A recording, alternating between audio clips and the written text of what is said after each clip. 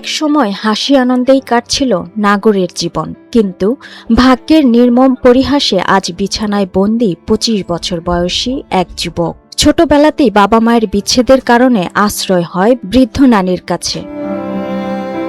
ঠাকুরগাঁয়ের বালিয়াডাঙ্গি উপজেলার চারল ইউনিয়নের লাহিড়ী কলেজপাড়া এলাকার বাসিন্দা নাগর রায় ২ বছর আগে হঠাৎ মাথা ব্যথা ও জ্বরে আক্রান্ত হওয়ার পর চিকিৎসকের কাছে গেলে ধরা পড়ে মায়োপ্যাথি রোগ। মায়োপ্যাথি রোগে আক্রান্ত হয়ে ধীরে ধীরে শুকিয়ে যাচ্ছে নাগরের শরীরের মাংসপেশি। স্বাভাবিকভাবে হাঁটা চলা, খাওয়া দাওয়া কোনো কিছুই করতে পারছেন না তিনি। অর্থের অভাবে বন্ধ হয়ে গেছে চিকিৎসাও। এই সমস্যাটা হচ্ছে আমার জ্বর, মাথা ব্যথা থেকে সমস্যা।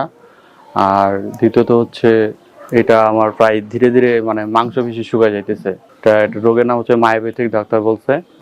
আর যতটুকু সামর্থ্য চিকিৎসা করছে, এটা বলতেছে জেনেটিক প্রবলেম বলে, কিন্তু এটা চিকিৎসা এখন বাংলাদেশে ছিল না, এখন বর্তমানে আছে।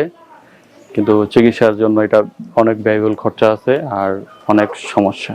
আর এটার এখানে দেখার মতো আমার বর্তমানে কেউ নেই। আমার ফ্রেন্ড আছে আর আমার নানি আছে। অনেক টাকার সহযোগিতা বুঝেন, এখন তো এখানে আমার তো কেউ নেই, একবার যে খাওয়াবো সেই ব্যক্তিটাও নেই।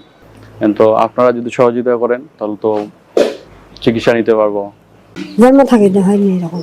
এই 2 বছর থাকে, উঠা বসা করবা পারে না, বসে পায়খানাও করবা পারে না, ওই থাকা পায়খানা বসে।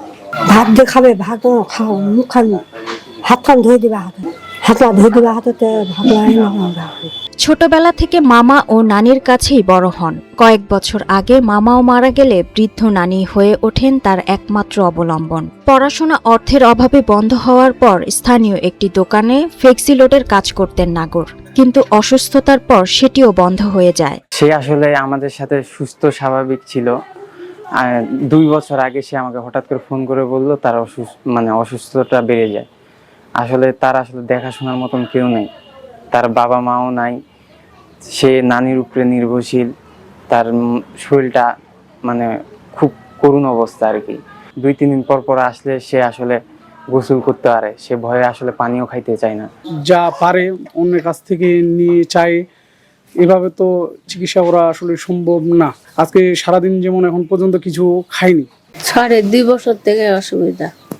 অন্যান্য আছে, অন্যান্য মাঙে চায়, আনে খিলে আছে, কামাই করবার লোক নাই, খিলবার লোক নাই, খিলাবে, টাকা পয়সা নাই, টাকা পয়সা দেয় না, খবর করবে ছড়ার।